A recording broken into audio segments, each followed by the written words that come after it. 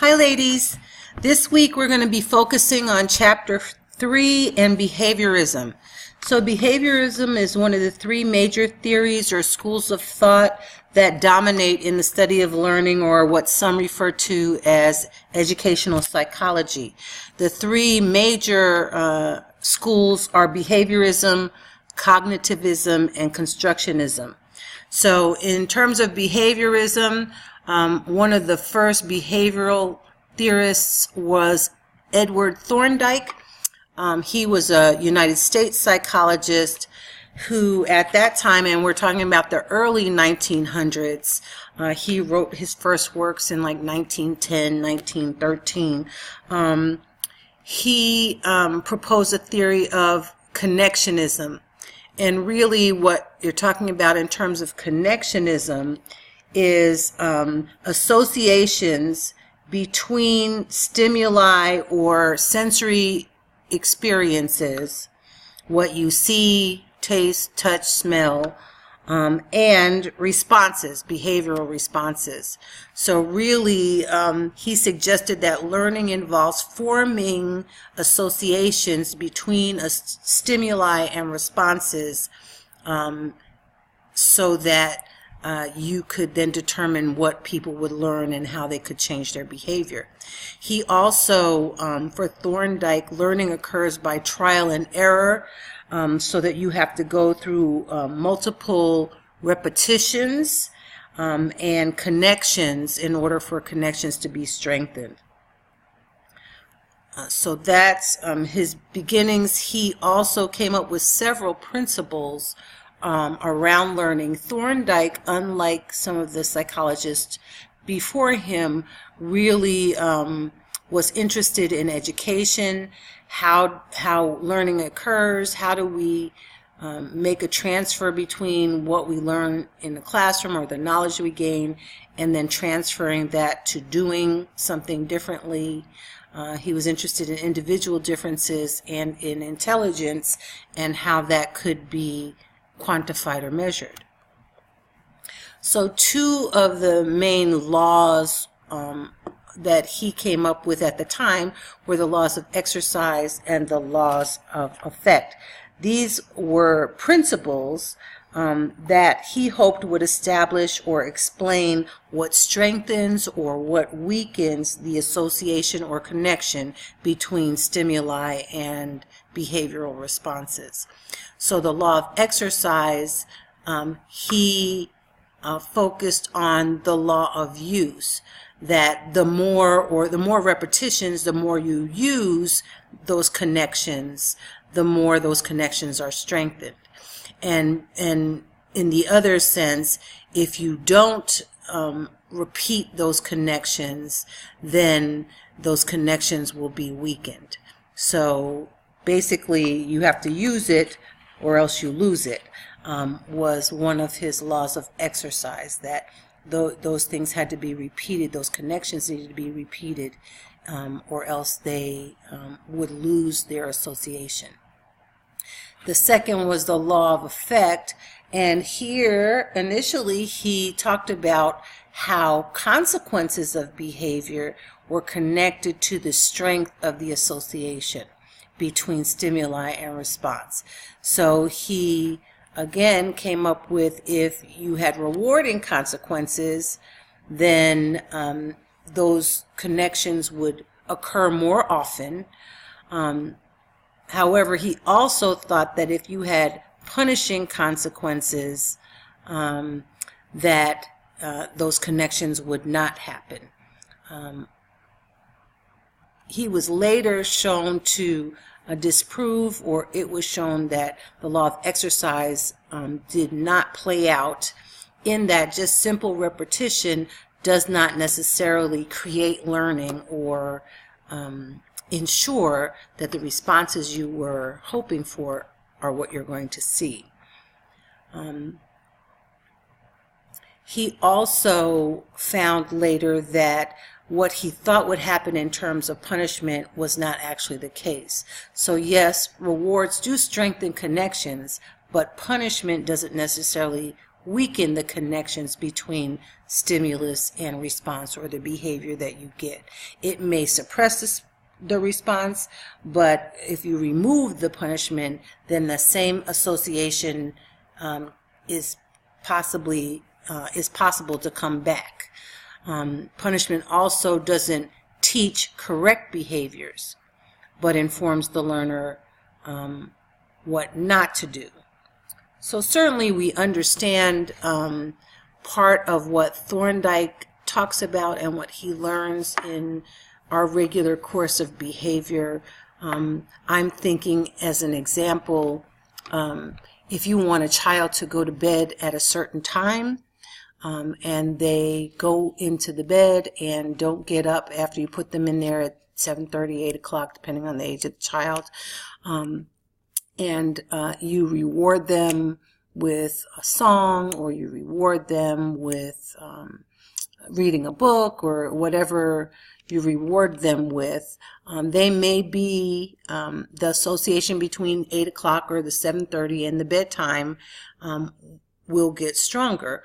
But if they don't get in the bed and stay in the bed when you tell them to, and you punish them,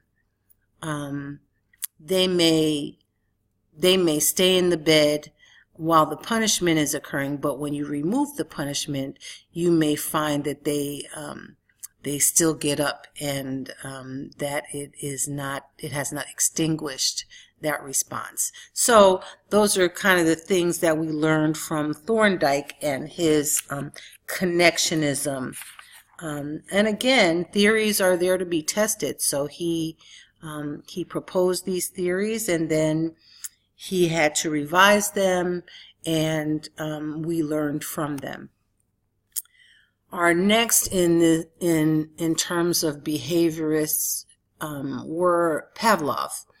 And Pavlov was a Russian psychologist who worked on what is now known as classical conditioning theory. And we know that Pavlov worked with dogs, and in hypothesizing and working on his theory of behaviorism, or classical conditioning, it involves presenting an unconditioned stimulus, which creates an unconditional response. The word unconditioned and unconditional means that it's natural. It's not something that has been manipulated or controlled by the experimenter or somebody else. So in this case, by Pavlov. So if you present, in Pavlov's case, a dog with food, the food will elicit salivation in the dog. That's the food is the unconditioned stimulus, and the salivation is the unconditioned or unconditional response. And so classical conditioning says that you can then condition or control a response by conditioning or making associations between various stimuli. So in Pavlov's case, he presented the food to the dogs, and the salivation occurred. Then he presented kind of a powdered food to the dogs in association with the regular meat, let's say, and he paired those two stimuli together until the dogs would salivate at the sight of the processed food powder. Then he paired the food powder with a metronome ticking. And so he did that several times, repeated that associated response until the dogs would salivate when they heard the metronome. So he has now conditioned the metronome to elicit a conditioned response of salivation. And so that's conditioning response, basically. And so then the other things around classical conditioning have to do with how do you strengthen those associations, and then how do you transfer those associations? So how do you transfer the salivation response from the food to the metronome? And then how do you make sure the dog knows how to discriminate between the metronome beating at 60 beats a minute and the metronome beating at 120 beats a minute? And how do you condition a dog to make a difference between those two? So those terms, in terms of discrimination, generalization, transfer, all of those are in regards to the association between stimuli and response and how that can be controlled or conditioned. I hope that helps a little bit. All right. After Watson took some of those. Okay, so after Pavlov had kind of worked those theories, Watson came along and he applied some of this classical conditioning to emotional conditioning. So he really began the principle of using classical conditioning to help with, let's say, dysfunctional emotional responses. So when we talk about desensitization and how you do desensitization in therapy, that really is coming from Watson, who did some experiments about how to get a child who was fearful not to be fearful, and actually use it to create fear and then to get rid of fear. So how we can use conditioning and of responses and stimulus to really extinguish or desensitize people to things they're fearful about. And we've heard of examples of that. So then we have Edwin Guthrie, and Guthrie advanced the behavioral perspective by coming up with a theory of contiguous conditioning, or the idea of the close pairing of stimulus and response is what causes learning to occur. So the closer that you pair your stimulus or what you observe to your response, the more strengthened that association becomes. His second principle in terms of associative strength really says the strongest strength happens at the first pairing. So the first time that you pair, let's say in Pavlov's case, food with the metronome, and have the dog salivate, that is the strongest associative strength that you'll get in that pairing. Guthrie also talked about how he did not feel that consequences were very significant in terms of learning. Basically, he said the response does not have to be satisfying, that you can pair stimulus and response without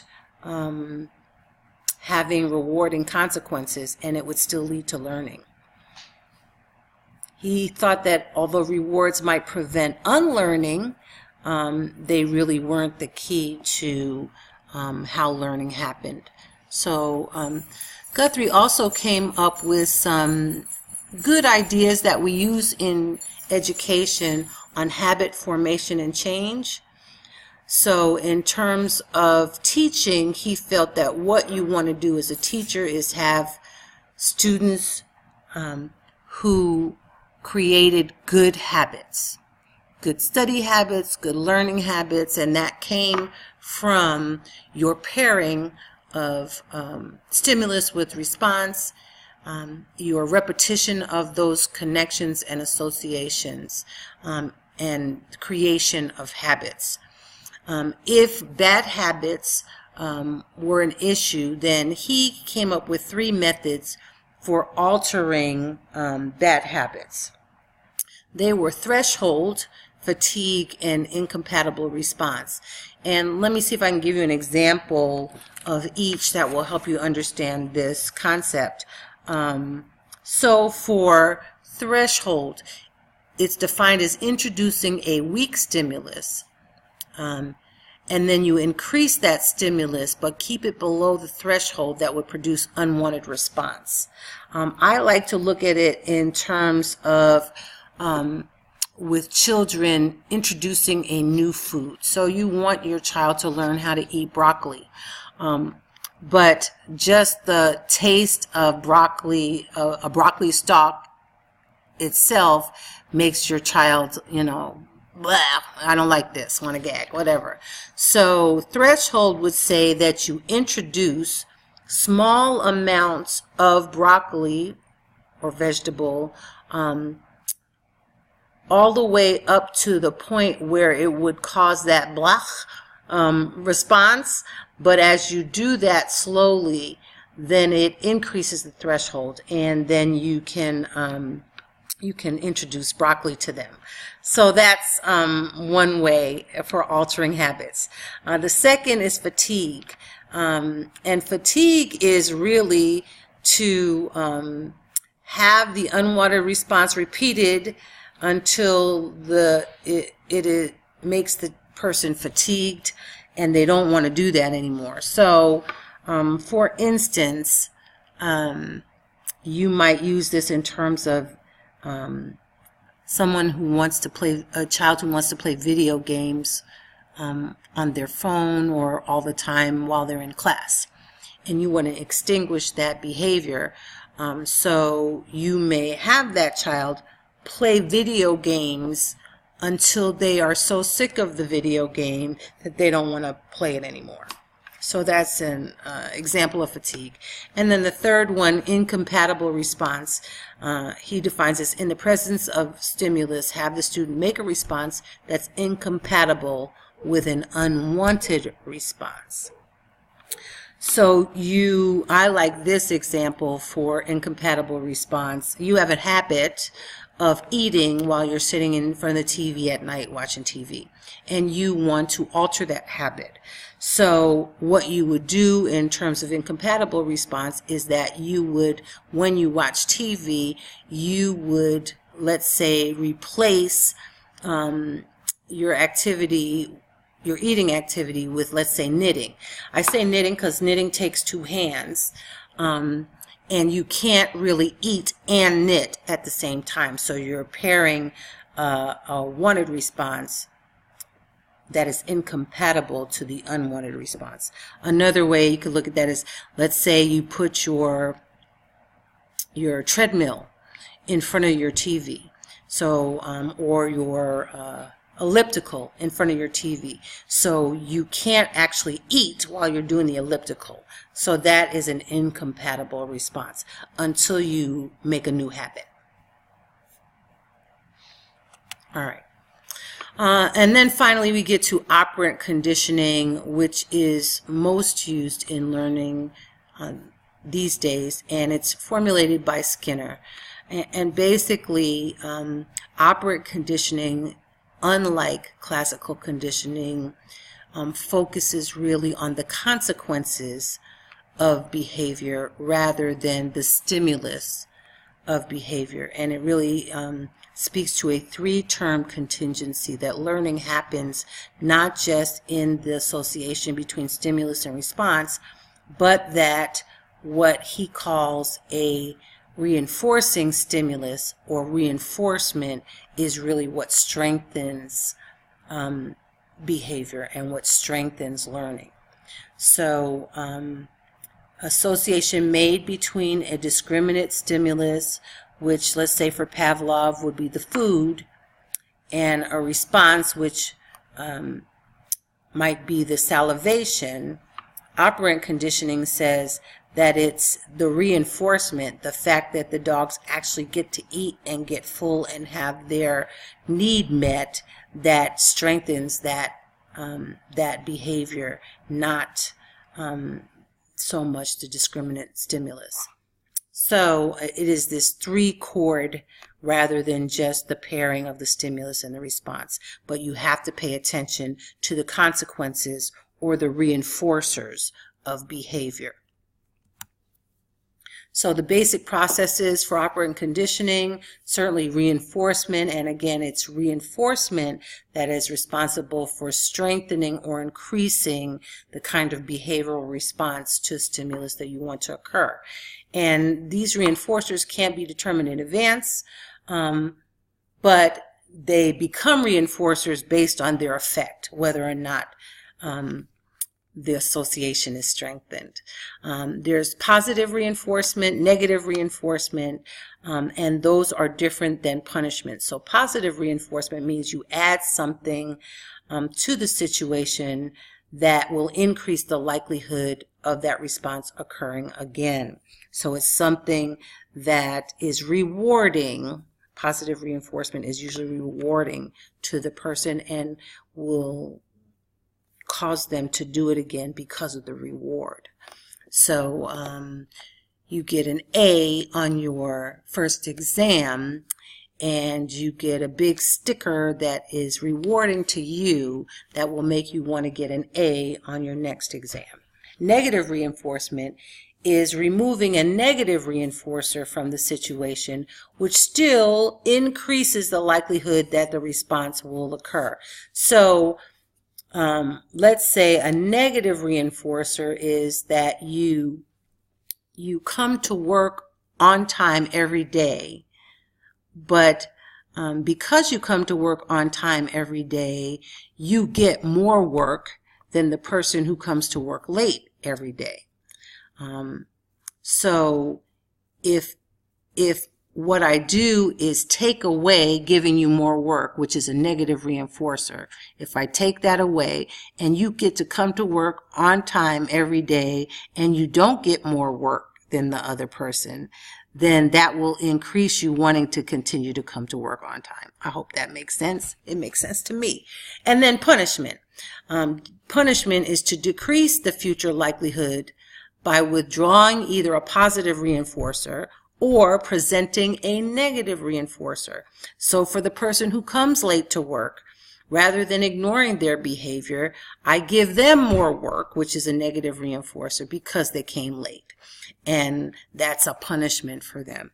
The person who gets a B in the course doesn't get a big happy face sticker. Or they get to take the test over again, which may be adding a negative reinforcer. So those are some of the basic processes for operant conditioning. Extinction is when you want to really get rid of the response. You want a decline in the response strength because of the reinforcement. And I like this example. Students who raise their hands but never get called on may stop raising their hands. The lack of reward, sometimes positive or negative reinforcement, stops the response, stops the behavior. And extinction or extinguishing a behavior is not the same as having the person forget the behavior. The behavior may come back if it becomes reinforced. Then we have primary and secondary reinforcers. Stimulus such as food, water, shelter are primary because they are necessary. Secondary become conditioned through their association with primary reinforcers. So the teacher's attention or their well done is a secondary reinforcer, not a primary reinforcer. But has been paired over time with going to the next grade. Premack principle states that you can know what's reinforcing, and really I see this as motivation. You can know what's reinforcing if you allow people to do what they would do if given their free will, or to make choices. You can then tell what will be reinforcing to them.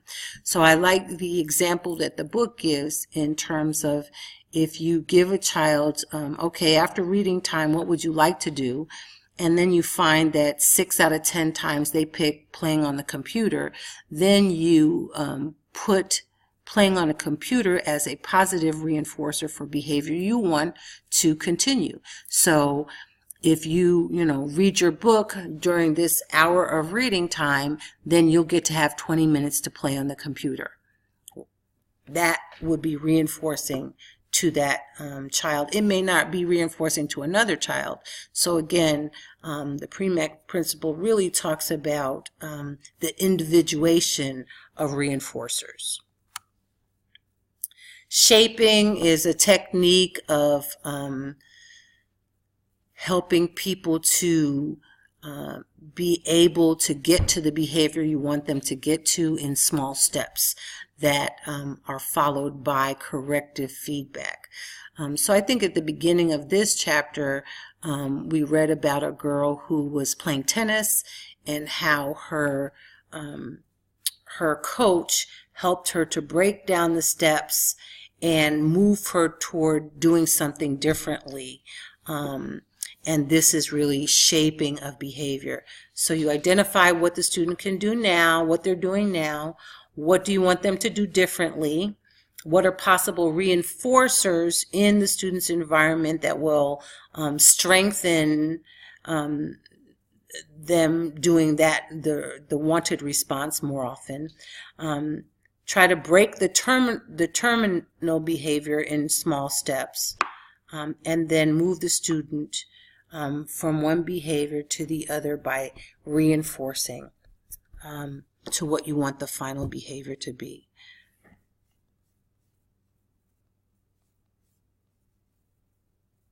And by terminal behavior, we're talking about what's the end behavior supposed to look like.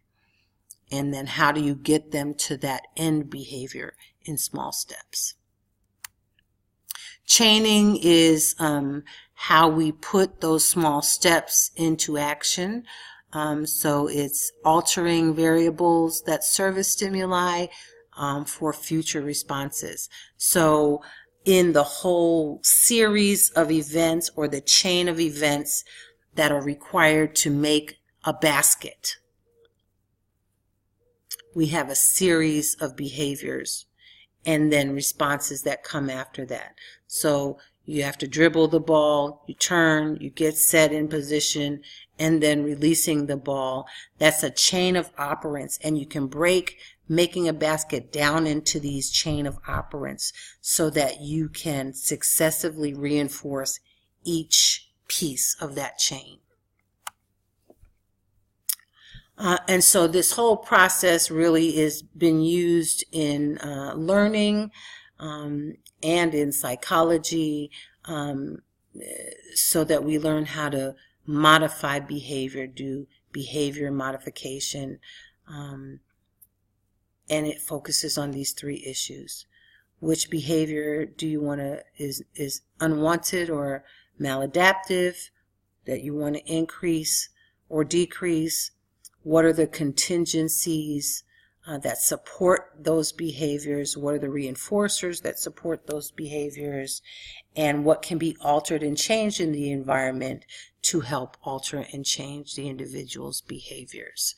I like an example for behavior modification is how we now use behavior modification and much of this operant conditioning in the practice of weight loss programs, where you identify what you're eating, you identify what in your environment needs to change if you want to change what you're eating, what you need to change in your environment if you want to increase your activity, if you want to decrease high fat, high carbohydrate foods. And they use this in terms of changing your eating behavior, changing your exercise behavior. In terms of instructional applications that come out of behaviorism, they include presenting the material in small steps, breaking down what it is you want the final product or behavior to look like, breaking it down into small successive steps so that you can provide feedback immediately following learner's response. Remember, contiguity conditioning. That learners actively are responding rather than just passively listening, that you connect them to it, that you find reinforcers that work for them, so that you can reward behavior and strengthen the associations. That people move at their own pace, that it doesn't matter how much reward or punish if the person does not have the capacity or ability to do something, that won't change. They have to have a readiness to be able to go to the next step. The use of behavioral objectives, giving students adequate learning time, focusing on mastery learning, and that people learn at their own pace, require different reinforcements, and then the use of computer-based instruction and contingency contracts. So those are all instructional applications out of the behaviorist perspective of learning. This has been a long PowerPoint.